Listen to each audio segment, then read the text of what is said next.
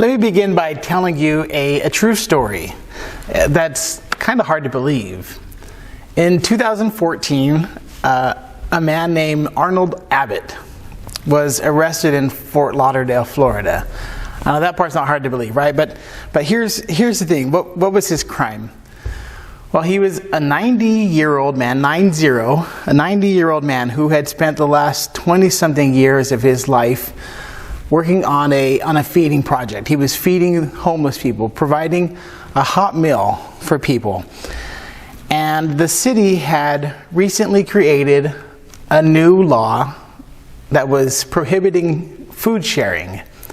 Supposedly it was a law to help with public safety, public health.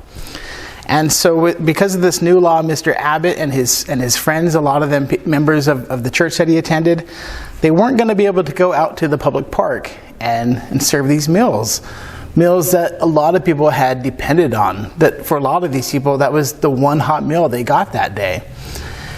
And so knowing that this law had passed, but also knowing that there were people who were going to be showing up in the park expecting this meal, depending on this meal, Arnold Abbott and his team, they came out and they defied the law, set up tables, and were beginning to serve this hot food. Now, because of this new law, police officers showed up to enforce it, and they started telling people to disperse. They actually, and this is one of the harder things to believe, that while there were people, homeless people waiting in line, hungry people, they were actually taking the food that was already prepared, already set there, and they were dumping it in the garbage. Now, at this point, they didn't arrest Arnold and his friends, but they came out a couple days later, and they found Arnold Abbott and his team doing the same thing. They were setting up for another meal, and this time they had him arrested. And can you imagine that? Can you imagine that, being arrested at 90 years old, being arrested for serving food to homeless people? And when asked why he did this, even knowing he could be put in jail, he replied, "Why do I keep doing this? Because these are my people and they deserve to be fed." He knew the law. He knew the law, but he also knew what was right. And he leaned towards doing what is good, what was needed, what might sustain life for others. And that's where he went. You know, the Sabbath is one of those commandments that we've kind of become relaxed in the modern day church, especially in America, right? Most Christians, we've taken the Sabbath, at least the worship part, and we have come to observe it on Sundays, even though we know that's not the traditional day of the Sabbath, right? We worship on the day of resurrection rather than that traditional seventh day. For a long time, this also meant that in America and other places around the world, businesses would be closed on Sundays. Some of you remember that, right? There used to be laws, and there still are in some counties and in a few states. There were laws that were called blue laws, right? Blue laws, which meant on Sundays you couldn't do a lot of things. And I remember reading a story, because I'm a baseball nerd, but I was reading a story about the Brooklyn Dodgers, probably close to 100 years ago. They almost started a riot because they had a game on Sunday. It just caused utter chaos.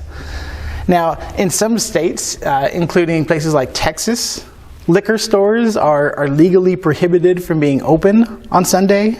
This is still today, right?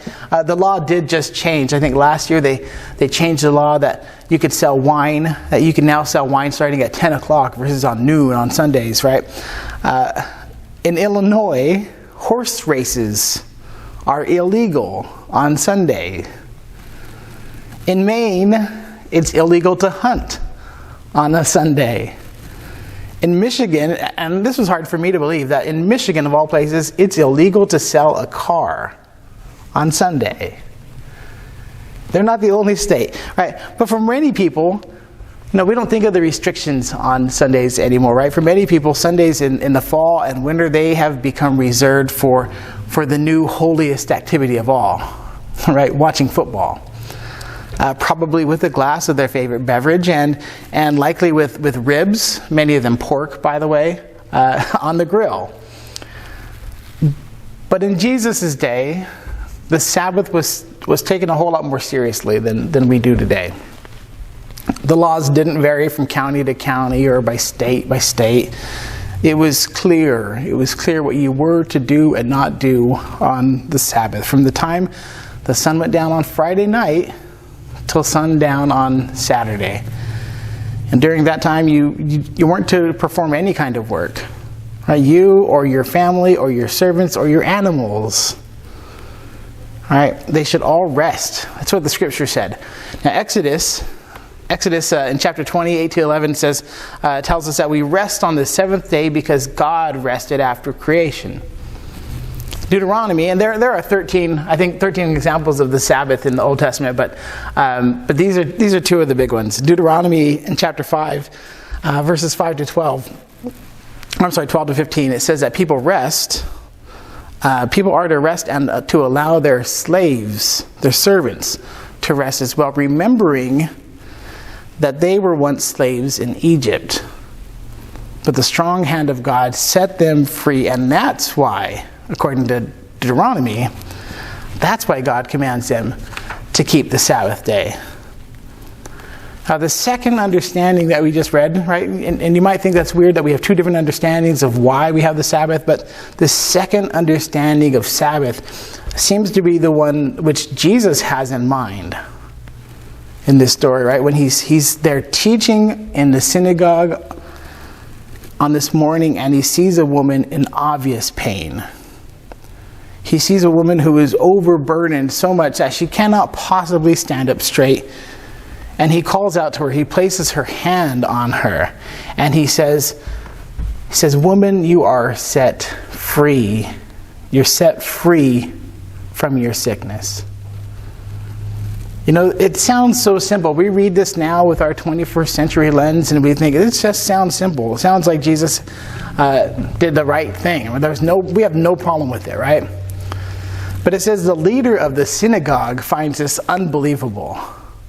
Not the healing part, right? He doesn't seem to be overwhelmed that Jesus heals this woman. He finds the indecency that Jesus shows, the utter disregard for the law. He finds that unbelievable, right? He's pointing at Jesus while attempting to stir up the crowd, saying he could have done this any other day. There are 6 other days. He could have come any other day, but no, he chooses to profane the Sabbath, God's holy day. And he's mad. It seems like he's mad at this woman. He's mad at presumably anybody who's there who might have an ailment, right? Saying, come and be healed on those other days, but not today. In some ways, he's right? Jesus could have waited until it was no longer the Sabbath, the holy day. Her life doesn't seem to be in any danger. This wasn't an imminent kind of ailment. She had been dealing with this for 18 years after all, right? This wasn't an emergency. He could have said, "Woman, I see you. How about we make an appointment? You come back tomorrow.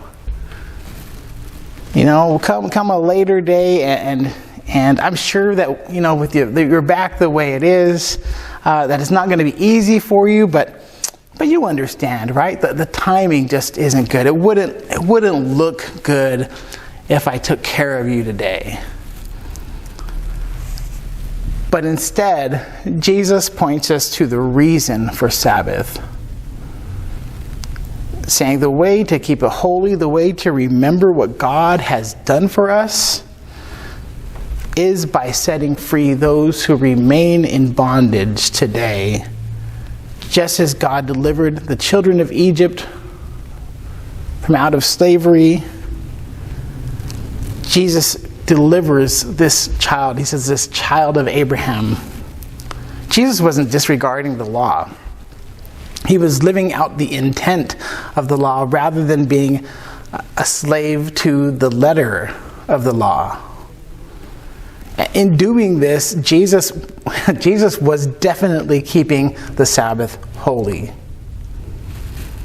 The Sabbath is about remembering what God has done for us and giving us the freedom, right? Giving us freedom from oppression, from burden, from sin, and allowing others to experience that same sense of rest. The Sabbath is about allowing others to remove that yoke that has been placed upon them, to come and sit in the presence of a loving God, a God who created the heavens and the earth, God who created us and called it good. Right? Keeping it holy is doing what we can to ensure that others may be called upon to come and rest in God's love right alongside of us. It's not about this strict adherence to the letter of the law while being blind to the pain of others. Now, I think about how many times this woman must have shown up at the synagogue.